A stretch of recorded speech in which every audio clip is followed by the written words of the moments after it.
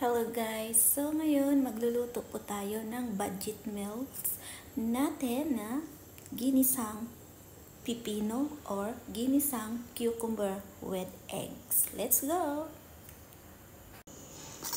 So mayroon po tayong pipino. Balatan po natin ito guys.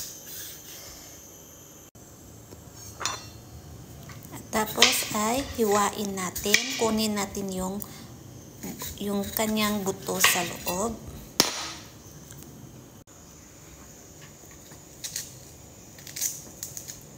At yan na guys, wala na, malinis na. At hiwain natin ng maliliit. At yan na guys, ang ating pipino na hiniwa natin ng maliit or na slice natin ng maliit.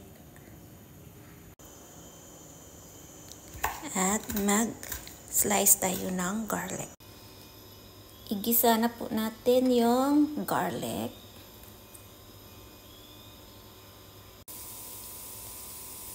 At ito na po yung ating pipino.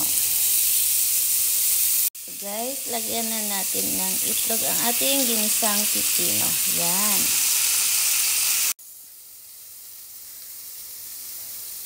Pampalasa. Yan, yung oyster sauce natin, pampalasa. So, ito na yung ating ginisang cucumber na may itlog. So, tikman na natin. So, ito na po.